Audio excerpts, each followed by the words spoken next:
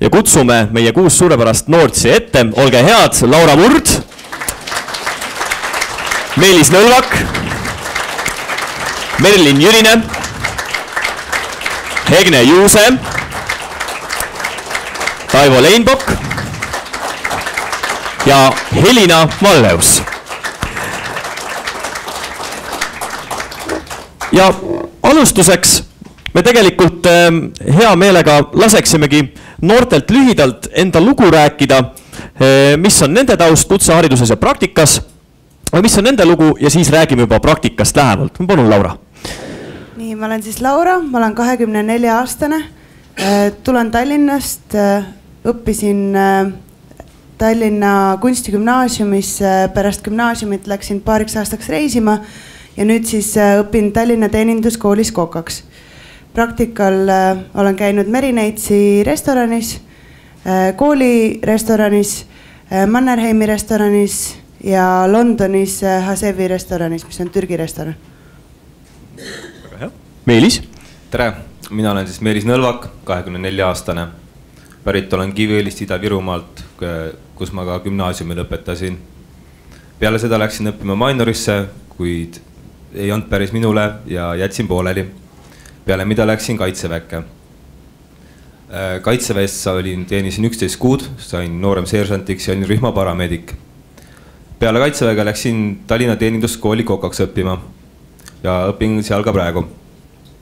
Praktikal olen käinud restoran Amarillo, restoran Mek, koolirestoranis ja siis Londonis restoran Hasevis, koos Lauraga käisime. Ja siis nüüd järgmisest nädalast lähen praktikale Põrgusse. Aitäh! Tere! Mina olen Elina ja põhimõtteliselt esindan siin Tallinna Polütehnikumi fotograafia eriala. Ehk siis olen lõpetanud fotograafi eriala, aga samas see ei ole mul nii-öelda esimene kool olnud, et varasemalt käisin ka Tallinna Ülikoolis ja õppisin psühholoogiat. Nii et siis leidsin oma tee ka tagasi kutsehariduse juurde.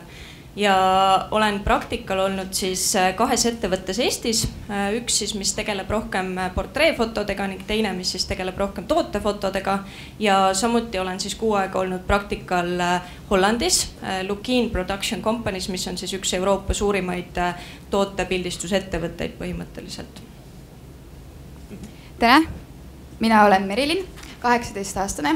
Põhikooli lõpetasin Gustav Adolfi gümnaasiumis ja peale seda läksin õppima Tallinna teeninduskooli kokaks. Õpin seal praegu 3. aastat. Praktikal olen käinud Tallinna linnavalitsuses 2 korda koolisööklas, siis Nordea pangas ja viimane oli Hollandis Grand Hotel Post Plazas.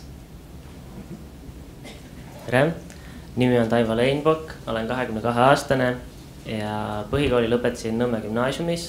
Peale seda läksin Tallinna ehituskooli, kus ma lõpetasin ehituspuussepa eriala. Peale seda läksin ajateenistusse, olin 11 kuud, seersant ja rühma ülem ja siis läksin õppima juuksuriks Tallinna teeninduskooli, tööstushariduskeskusesse, sorry, närv veits sees. Ja siis lõpetasin juuksuri eriala ära ja nüüd töötan. Tere, olen Hegne, olen 18-aastane. Põhikooli lõpetasin Saue gümnaasiumis. Peale seda läksin Tallinna teeninduskooli õppima kokanduse eriala. Hetkel on käsil 3. kursus. Praktikal olen olnud 2 korda linnavalitsuses, restoran Monacos, Viru Dailis ja viimati olin just Hollandis praktikal Hiiri pubis, Paddy O'Ryan. Väga hea, väga tublid. Teeme noortele ühe sellise julgustava aplausi.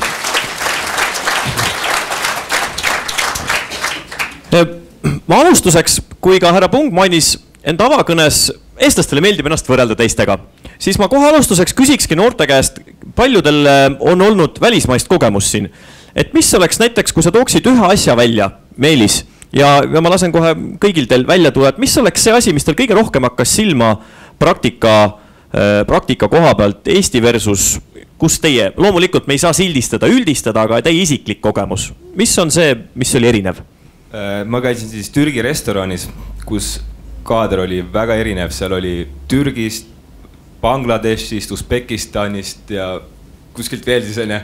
Ja see kultuuriline erinevus, et ühed ei tohi liha süüa, teised ei tohi õlut juua, mida iganes, et inimesed on lihtsalt nii erinevad. See mõtlemine kohe ja töö tegemine, see oli väga huvitav. Aga aitäh!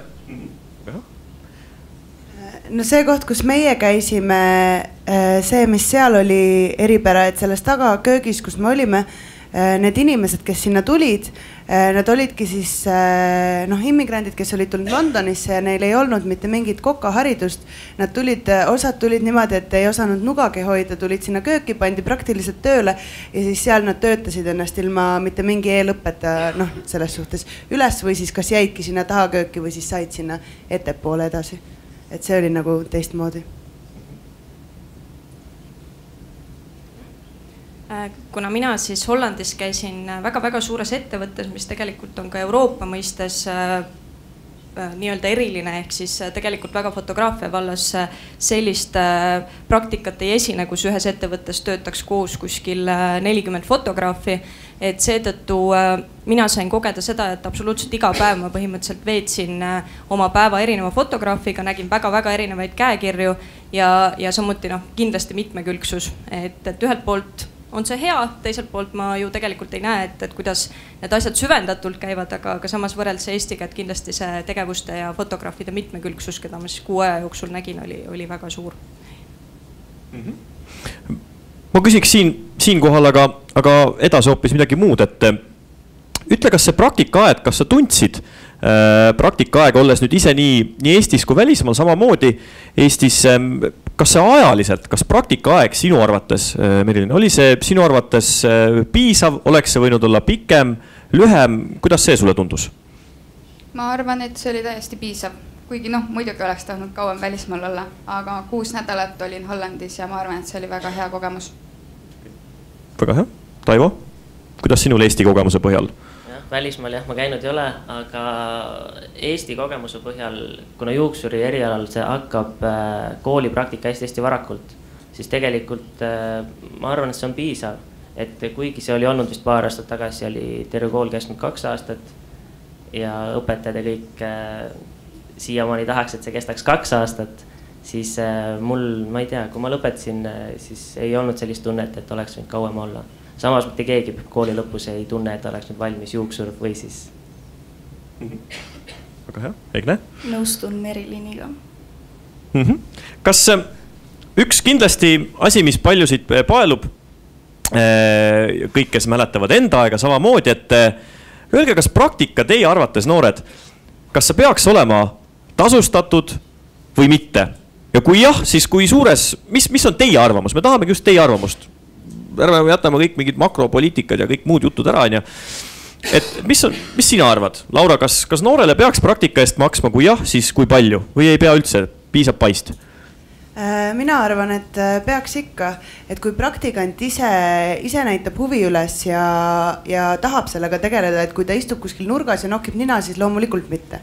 Aga kui ta teeb tööd ja õpib ja on abivalmis, et siis kindlasti, et ma kujutan ette, et paljud ettevõtted ei suuda täist palka praktikandile maksta, kui nad võtavad veel mitu praktikanti.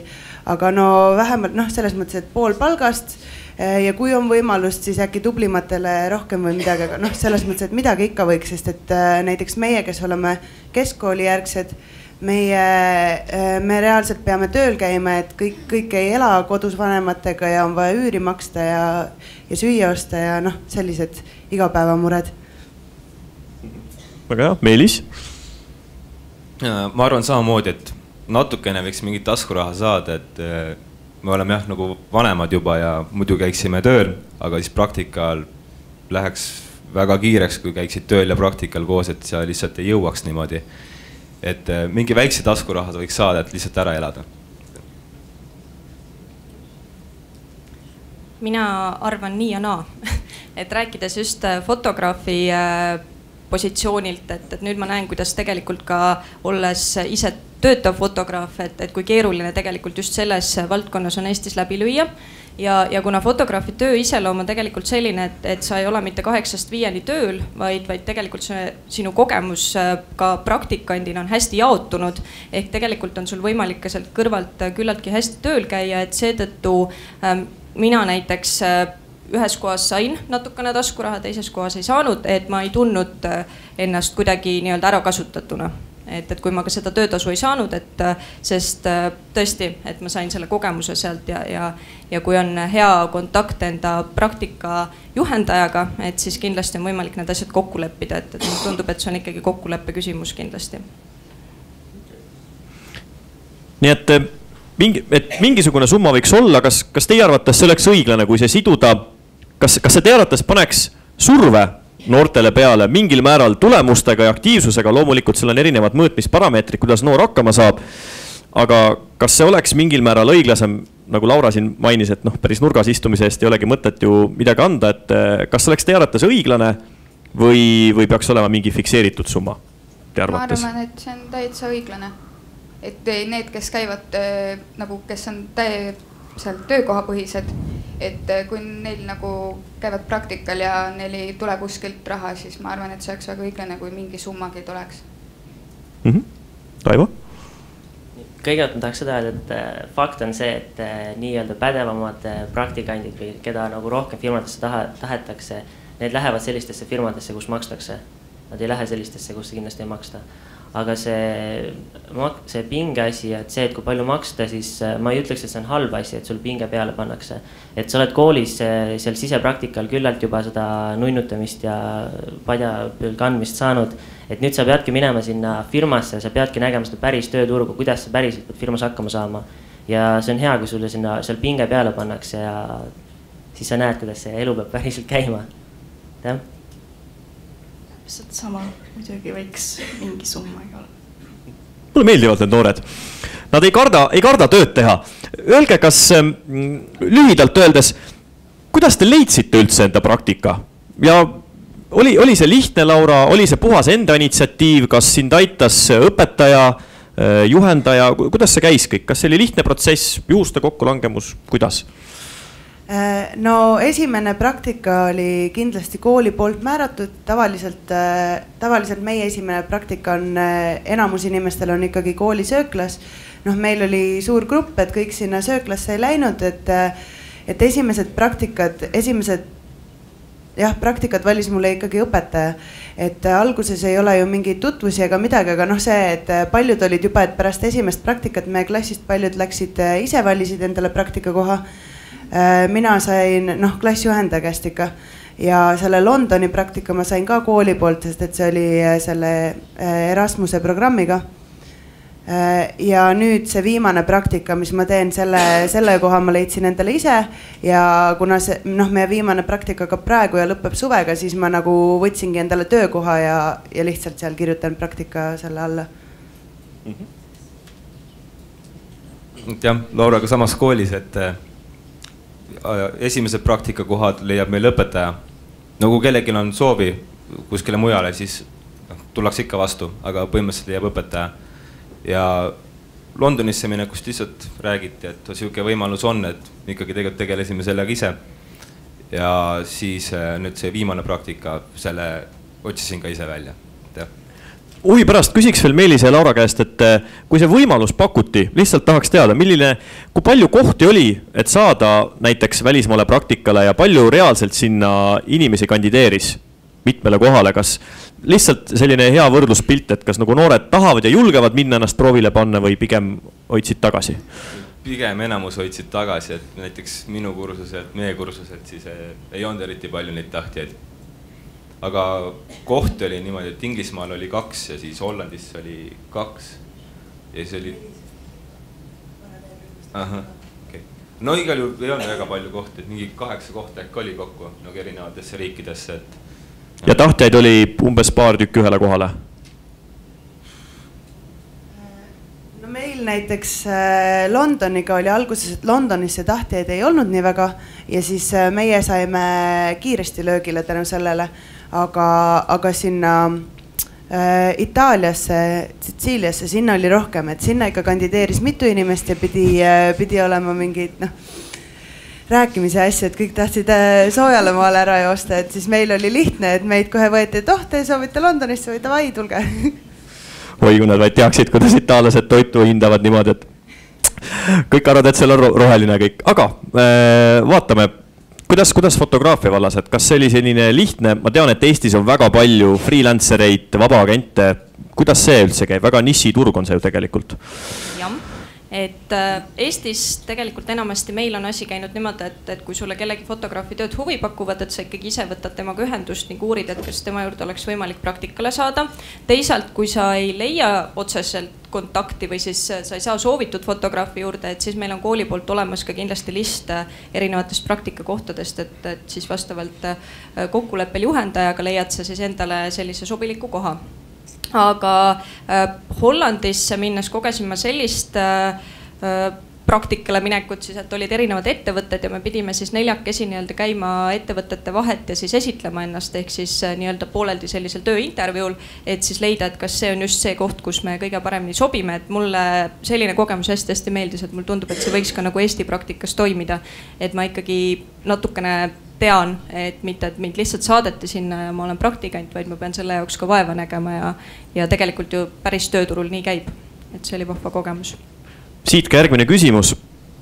Öelge, kas õppekavades, kas teil on üldse näiteks sellist asja, et sa peadki, ma vabandan, kui ma kasutan ingliskeelseid väljendeid, et pitchimas, et sa peadki minema, ma tulin intervjuule, kuidas intervjuul käituda, kuidas seal hakkama saada, kas sellist huvi pärast lihtsalt, kas sellist ainet üldse on teil koolis olnud või pigem lähed rahulikult kohale ja vaatad, kas sellist asja üldse õpetatakse koolis? Kas sinul? Sinul? Meil koolis on ainult mingi suhtlemispsühholoogia olnud, ma ei tea, kui väga see sellega seotud on. No ütleme esinemine, et kas on mingit sellist asja, et kuidas näiteks ongi kas 1, 2, 3 või rohkem inimese ees, et sa räägidki iseendast enesekindlalt, et võt, ma olen selline, ma tahan tööd teha, ma ei karda tööd teha, et kas sellist asja on ka? Ei ole. Taivo? Ei, meil ka ei olnud. Ainuke asi, mis meil oli klienditeenindust, kuidas nagu kindla kliendiga läbi saada ja mõjutada teda veidikene, aga ei olnud sellist asja. Okei. Ei ole. Ja, Laura? Meil oli, meie klassijuhendaja iseenesest üritas meile küll nagu seda, nagu õpetada, et kuidas inimestega suhelda, et ta üritas hästi palju grupitöid teha ja siis, et me klassi ees igasuguseid esitlusi teeksime. Ja siis praegu nüüd viimasel aastal, kui meil oli Meki peakokaga Rene Uusmehega oli tunnid, siis tema ka nagu tegi meile esitlusi ja rääkis, ja just oligi üks meie ülesanne see, et me peame ennast tutvustama. Et meil oli küll natukene niimoodi, aga see oli nagu klassijuhendaja enda initsiatiiv, millega ta nagu hakkas meid õpetama, suhtlema. Muide, see pole ka ainus valdkond, kus öeldakse, et kui räägitakse siin Eesti startupidest ja asjadest, et siis kõige suurem viga ongi see, et inimesed ei oska oma ideed esitleda. Ja tegelikult sama asi ju kumab kogu ühiskonnast läbi. Ma ei räägi, et peab kõike müüma nii iseennast kui teenused ja tooted, aga just see, et sa oleksid enesekindel ja kas sa tunned, et sellisest asjast on puudus? Kas seda võiks olla või mitte? No ikka võiks natukene olla. Selles suhtes.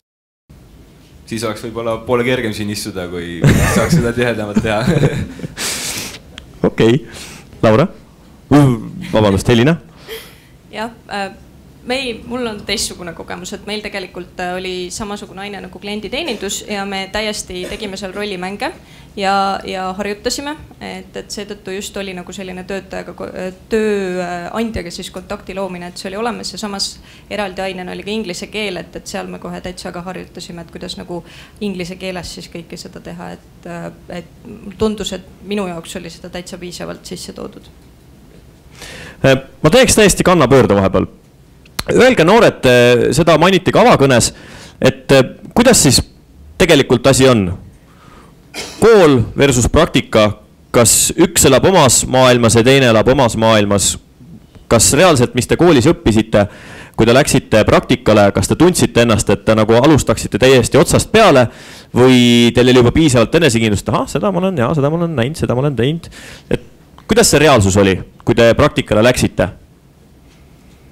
No nii ja naa, selles suhtes, et neid praktilisi või neid teoreetilisi asju sa nagu tead, aga kui sa lähed praktikale, siis kõik õpetavad tegelikult nagu mingil määral teistmoodi. Et kui sa praktikale lähed, siis seal võib olla nii, et öeldakse, et seda sa teed hoopis nii ja teisiti ja siis lähed kuhugi teise kohta praktikale ja seal öeldakse, et seda saad hoopis nii teha ja palju lihtsamalt, et on täiesti nagu nii ja naa, täiesti oleneb. Taivo? jah, et tegelikult see päris suur vahe tuli ikkagi sisse. Et see ongi, et koolis sa saad sellise põhja ja kõik alla, aga kui sa lähed sinna salongi, et juuksuri erialal siis, et seal on kas juba see klientuuri vahe. Et need inimesed, kes tulevad sinna õppesalongi, nad teavad, nad ootavad mingit teatud sellist õppesalongi kvaliteeti, et nad teavad, et läheb kauem aega. Aga kui inimene tuleb ikkagi nagu päris salongi juba, siis ta ootabki seda kiirust ja seda kvaliteeti teistsugust. Mis mul üle jääb veel nõustuda Meriliiniga? Meelis? Et põhimõtteliselt koolis sa saad nagu algteadmised, aga nagu üks peakokk mulle ütles, et sa võid olla tippkokk ühes restoranis ja siis minna teise restorani ja sa oled seal niimoodi, et sa ei saa mitte midagi aru. Et igal ühel on omad süsteemid, omad printsiibid. Väga erinevad on. Okay. Kuidas te näete juhendaja rolli?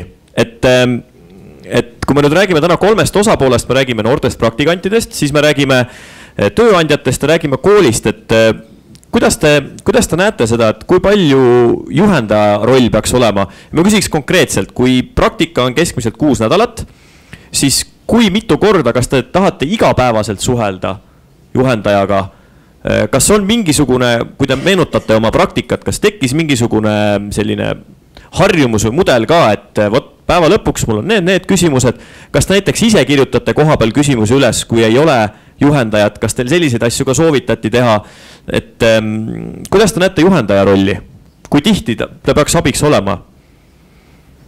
No köögis on niimoodi, et juhendaja võiks kogu aeg olemas olla, see tavaliselt on mitu juhendajat, sest kui on erinevad, kui sa käid erinevate vahetuste ajal, siis sul on erinevad inimesed seal tööl. Ja selles suhtes, et kõik teevad hakkimised, kõik asjad, isegi jalgasjad käivad erinevates töökohtades käivad erinevat moodi. Ja siis sul on vaja, keegi, antakse sulle ülesanne kätte ja siis näidatakse algselt nagu esimene nii-öelda näide ette, et mis tehakse. Sellepärast, et keegi ei ütle sulle, et mine hakki seda sipulat, keegi nagu alati ikka tullakse ja näidatakse, et nagu kui korralikult või kui suurelt. Et selles suhtes meil on vajalik see, et juhendaja oleks kogu aeg olemas. Ja palju, on praktikakohti, kus juhendajad ei tegele sinuga või neil ei ole aega tegeleda või siis nad lihtsalt ei ole viitsimist või ei oska. Aga kõige parem oleks ikkagi see, kui juhend, kui praktikant, see kõige eeldus on see, et praktikant ise tahab õppida. Ja kui praktikant näitab huvi üles, siis juhendaja võiks ikka üritada enda teadmisi nii palju kui võimalik edasi anda. Ja seda igapäevaselt. Meelis? Väga nõus Lauraga. Aga jah, põhimõtteliselt ettevõttes ongi siis nagu restorani poolt, et kõik töötajad, kes seal on tegelikult juhendajad, et sihukest asja, et sa täiesti üksi sinna kööki, et ma väga kahtlen, et on, et jah, et juhendaja roll on ikka väga tähtis muidu, et jah, aitäh. Minul on jälle väga erinevad kogemused, et Eestis, kui olla siis praktikal ühe fotograafi juures, et tegelikult ilma temata väga paljusid asju ei saa teha, kui siis ainult pilte töödelda. Ja seetõttu ikkagi on pidev kontakt enda praktika juhendajaga ja saab nimelt kogu aeg seal laivis midagi küsida, kui on vaja. Aga teisalt, kui ma Hollandis olin, et seal oli tõesti see meeskond hästi suur ning minu konkreetne juhendaja oli siis üks isik, kellega me nädala lõpus maha istusime ja vaatasime, et mida ma nädala jooksul teinud olen ning võib-olla ma temaga siis ei puutunudki selle nädala jooksul nii palju kokku kui teiste isikutega. Aga ma pigem olen seda tüüpi, et mulle meeldis see, et ma sain alguses natukene ise proovida, sest fotovallas sa midagi ikkagi oskad. Et ei ole päris niimoodi, et täiesti nüüd, et ma lähen ühte ettevõttesse, seal tehakse kõike täiesti teistmoodi, et sa ikka midagi nagu oskasid. Ja mulle hästi meeldis see, et ma sain kõigepealt ise natukene proovida ja kui ma tõesti tundsin, et ma enam edasi ei saa, et siis ma läksin ja küsisin. Et see mul tundub, et isegi võib-olla arendab natukene alguses rohkem. Aga seda saab teha fotovallas, ma kujutan ette, et köögis väga võib-olla ei saa. Aitäh!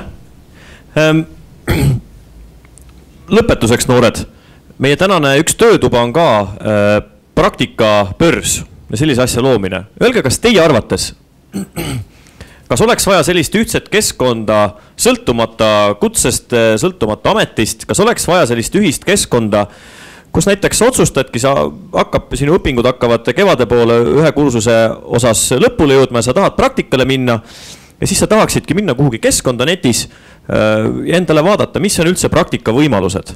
Kas te pigem usute sellesse, et ma ikkagi suhtan ise, helistan, otsin, uurin otse tööandjatelt ja räägin oma juhendaja õpetajaga või pigem peaks olema selline, ma ei tea, kas portaalilaadne asi. Mis sa arvad, Merilin? No meil koolil leheküljel on olemas siuke asi nagu praktikabaas, mis näitab siis need kohad, kus on võimalik minna praktikale, mis nagu võtavad sind kindlalt vastu. Ja on ka võimalik nii, et sa ise otsid mingi koha ja siis lähed, et vahest on ka nii, et õpetajatel on kuskil nagu tutvused või midagi sees ja siis saab nagu õpetajate kaudu uurida. Aga võib-olla oleks isegi huvitav või lihtsam nagu ka ise kuskile kohta minna ja uurida ja teada saada, et muidugi ei tea ja kuidas reageeritakse ja kas keegi üldse tahab praktikanti endale võtta või niimoodi. Aitäh, Merilin. Taivo? Mina iseenesest ei näe väga sellel vajadust, vähemalt juuksuri erialal, et tegelikult sinna koolidesse tuleb neid pakkumisi üpris palju ja ma millegipärast kujutan ette, et see börs siis oleks selline odava tööjõu otsimiskoht siis, praktikantide näol siis. Et ma leidsin ka enda praktika koha nii, et ma läksin ise sinna kohale, ütlesin, et kes ma olen, kus ma tulen ja et ma sooviks praktikale tulla ja nii, et ma selle koha sain. Ja suurem osa teised said samamoodi. Kooli kaudu saab juba niigi piisavalt kohti. Aga ise oleks muidugi huvitavam võib-olla otsida, kuigi see võib mõnes mõttes isegi keerulisemaks osutada. Jaa, muidugi.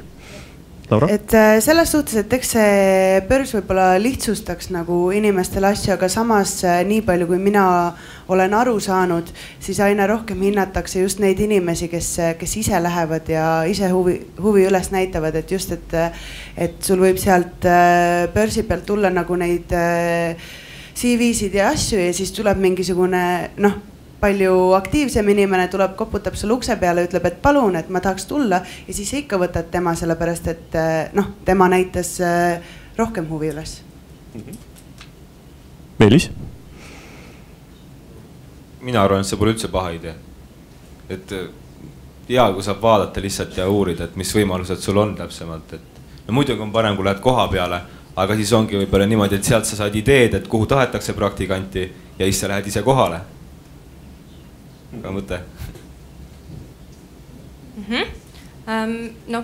Foto vallas on jälle ehk natuke teistmoodi, et ikkagi see isiklik kontakt on hästi oluline, et just saada sobib praktikajuhendaja, aga võib-olla seda börsi oleks natuke rohkem isegi vaja nagu ka juhendajatele, sellepärast et leida tee üldse selleni, et on inimesi, keda ma saan juhendada, et mul tundub, et foto vallas on just meil välja kujunenud sellised nagu teatud juhendajad ja tegelikult on neid inimesi ju hästi palju veel, et võib-olla leida nagu tee nendeni, et see oleks midagi, mis vajaks võib-olla ehk natukene arendamist nii-öelda. Tänud sulle, Helina. Ja Taivo? Tahtsin seda ka lisada, et tegelikult üpris paljud nii-öelda siis tippjuuksurid või asjad, et nad ei paneks nagunii üles sinna börsi, et nad otsivad endale praktikanti, sest tegelikult nad ei otsi endale praktikanti. Et mul oli samamoodi, ma läksin sinna ja ma ütlesin, et ma tahaks tulla, et muidu ta ei saadaks sinna kooli kuhugi kirja või midagi. Et ta võtabki siis, kui sa ise lähed ja küsid. Väga huvitav mõttekoht. Kas hoopis koolis keskenduda sellele, et noori muuta julgemaks, iseseisvamaks ja et nad läheksidki või tekitada keskkond. Nii et see on täna, mida me kindlasti päeva jooksul veel arutame. Me ei tea, kas me saame siit õige läbilõike kogu noortest. Meil on siin 6 suurepärast noort ja nad on väga julged olnud. Ma arvan, et teeksime lõpetuseks neile suure aplausi. Suured tänud!